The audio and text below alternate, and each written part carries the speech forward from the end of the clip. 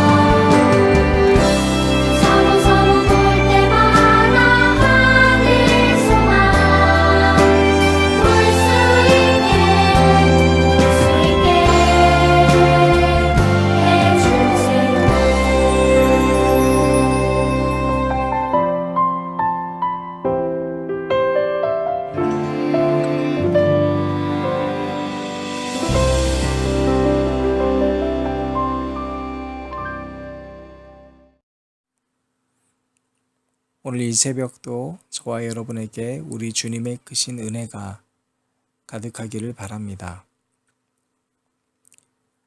열왕기서와 역대기서는 같은 점도 있고 조금 다른 점도 있습니다. 이스라엘 역사서라고 하는 것은 공통적이지만 열왕기에서는 포로 시대에서 살고 있으면서 어떻게 예루살렘이 멸망할 수 있을까?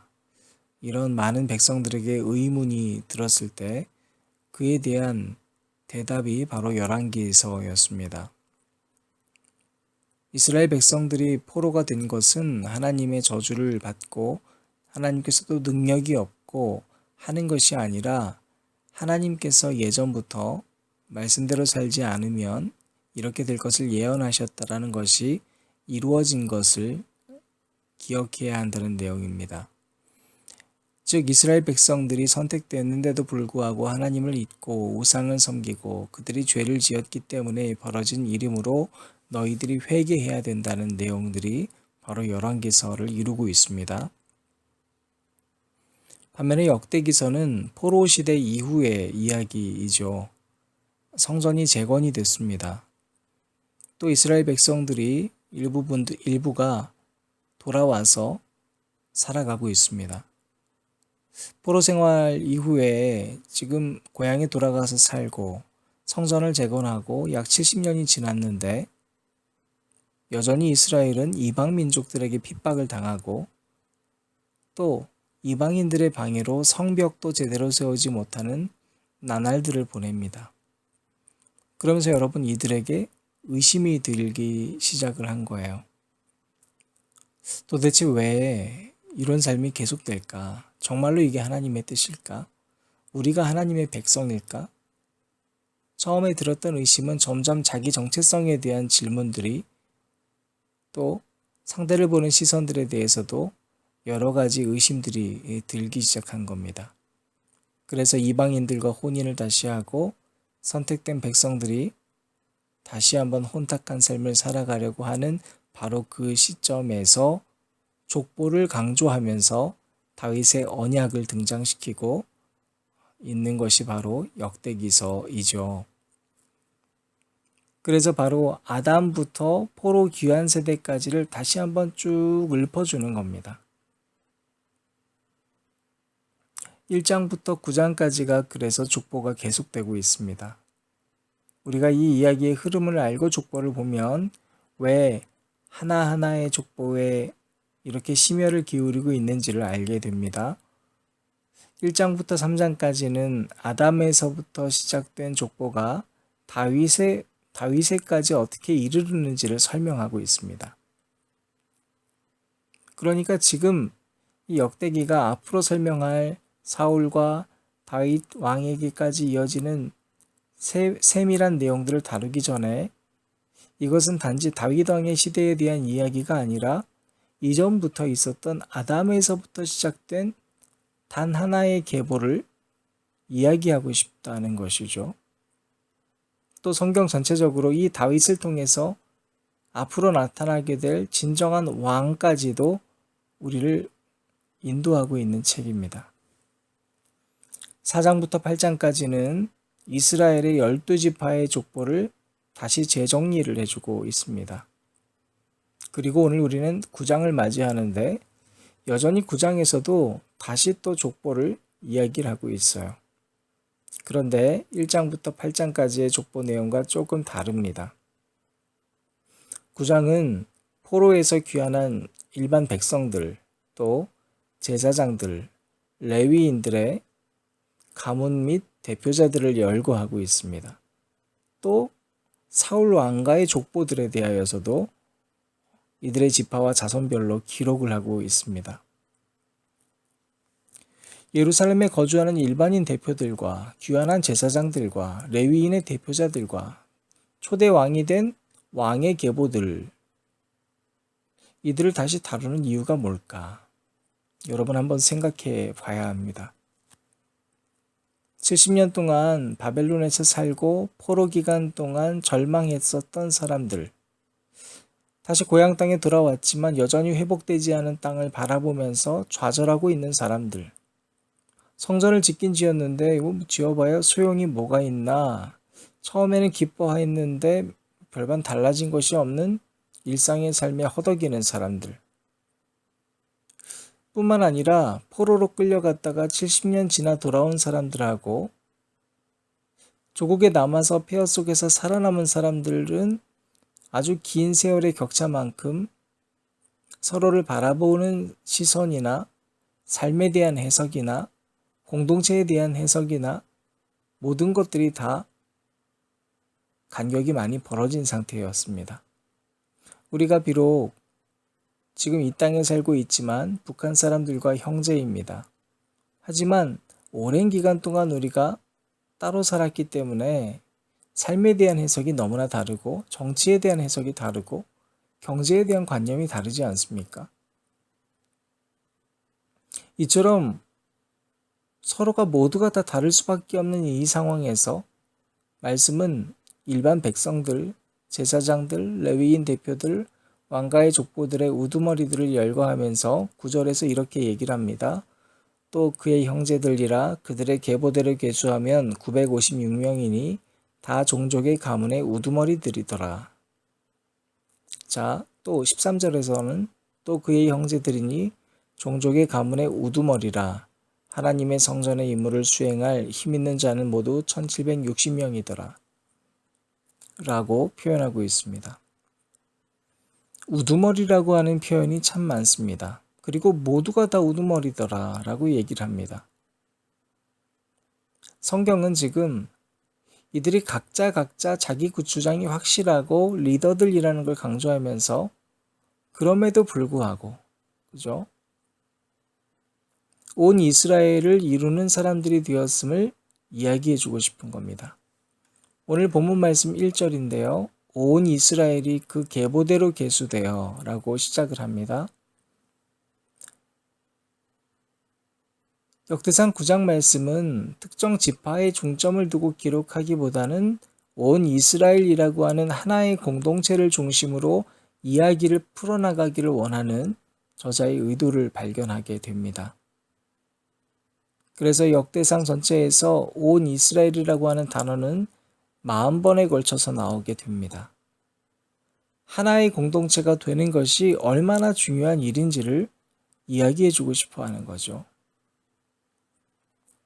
여러분, 그런데 이 서로 다를 수밖에 없는 이 사람들이 어떻게 하나가 될 수 있었을까? 여기서 우리는 10절부터 34절까지의 귀환한 제사장들과 레위인의 족보를 기록하고 있는 점들을 통해서 깨닫게 되는 게 있습니다. 귀환한 제사장과 레위인들의 족보의 기록을 통해서 분열된 이스라엘이 위로하고 회복되고 다시 하나의 공동체로 만드는 것에 있어서 가장 중요한 것은 신앙이었고 예배였고 성전이라고 하는 걸 알려주기 원하는 것입니다. 그들이 하나가 될 수 있는 유일한 방법은 예배를 중심으로 맡겨진 일에 충실한 것이었습니다. 하나가 될 수 있는 유일한 방법은 서로를 바라보는 관점에 있지 않고 먼저 하나님을 믿는 그 신앙과 예배에 중심을 두라는 것이었습니다. 33절부터 34절인데요. 또 찬송하는 자가 있으니 곧 레위 우두머리라. 그들은 골방에 거주하면서 주야로 자기 직분에 전념함으로 다른 일은 하지 아니하였더라. 그들은 다 레위 가문의 우두머리이며 그들의 족보의 우두머리로서 예루살렘에 거주하더라. 사랑하는 여러분, 아무 희망도 없고 절망 가운데 놓여 있었던 이스라엘 백성들, 그들이 현실을 봤을 때는 너무나 암울하고 상대방을 바라봤을 때는 그 사람들이 하는 일이 이해가 되지 않을 수도 있었습니다. 하지만 폐허로 변해서 희망이 보이지 않고 무엇을 해야 할지 아무것도 모르는 그 상황에서 이스라엘을 하나로 만들어주시는 분은 우리 하나님 한 분밖에 없다는 것을 성경 기자는 우리에게 증거하고 있습니다. 신앙생활에 있어서 뿐만 아니라 우리 삶의 모든 중심에 있어서 우리가 먼저 하나 되는 것은 너무 중요한 일 아닙니까? 그런데 우리가 하나 되기 위해서 상대를 먼저 바라보는 것이 아니라 하나님을 먼저 생각하고 예배 공동체를 회복하라는 것입니다. 사랑하는 여러분, 교회라고 해서 사람 사는 곳이기 때문에 사람 사는 문제들은 그대로 드러납니다. 육신의 아픔이 있는 사람도 있고 건강한 사람도 있습니다. 그들은 서로가 이해가 되지 않을 수 있습니다. 상대적으로 경제적 여유가 있거나 없는 사람들이 있습니다. 서로가 다 삶에 대한 해석이 다를 수 있습니다. 남자와 여자가 다르고 또 이 시대는 남자의 주장과 여자의 주장이 극심하게 대립하는 시대이므로 그러한 시선으로 교회 내에서 서로를 바라보면 갈등이 생길 수 있습니다. 말씀을 해석하는 눈이 조금씩 다를 수 있습니다. 함께 신앙생활을 하다 보면 친구 사이로 아주 좋았다가도 금세 나도 생각하지 못한 이유로 그 사람이 싫어질 수도 있습니다. 모두가 다 다름에도 불구하고 온 이스라엘처럼 하나의 공동체가 되어야만 하는 이유가 있다면 세상과 다른 곳이 교회이기 때문입니다. 또 세상과 다른 교회 안에서 나의 모습을 통해 세상 사람들은 하나님을 바라보게 될 것이기 때문입니다. 요한복음 13장 34절부터 35절입니다. 새 계명을 너희에게 주노니 서로 사랑하라. 내가 너희를 사랑한 것 같이 너희도 서로 사랑하라. 너희가 서로 사랑하면 이로써 모든 사람이 너희가 내 제자인 줄 알리라. 여기서 말씀하고 있는 사랑은 에로스적인 사랑, 연인의 사랑을 의미하지 않습니다. 주님의 사랑입니다. 예수님 안에서 사랑하라는 아가페의 사랑입니다. 너희가 이와 같이 사랑하라는 겁니다. 우리가 서로 조건 없이 사랑하는 것, 그러므로 우리가 서로 하나 되는 것이 제자됨을 증명하는 처음이자 마지막 방법입니다. 이것이 전도입니다. 이것이 선교입니다. 세상은 조금 다투면 헤어지고 조금 싫어지면 그를 미워하게 되지만 주님의 사람은 달라야 하는 것은 우리는 잘 알고 있습니다. 그럼 우리는 어떻게 하면 이와 같은 하나됨을 구현할 수 있을까요? 대답은 간단합니다. 유일한 길은 예배 공동체의 회복이요. 예배 공동체의 회복은 내가 그 공동체의 한 사람으로서 하나님을 바라보는 예배자가 되는 것입니다. 만남과 교제의 중심을 둔 공동체는 결국에 그 만남 때문에 갈등이 생길 수밖에 없지만 예배가 중심이 된 공동체는 만남과 사람 사이의 갈등 요소들 때문에 예배를 포기하지 않을 수 있습니다. 하나님과 나 사이의 거리가 가까운 사람은 반드시 수평적인 관계도 회복될 수 있습니다. 사람은 절대로 사람과 똑같은 거리를 유지할 수 없습니다. 그러나 오직 우리 주 예수 그리스도만이 모든 사람과 동일한 거리를 유지할 수 있지 않습니까? 그러므로 그분과의 거리 안에서 상대방과의 거리를 바라볼 수 있는 저와 여러분이 되시기를 바랍니다.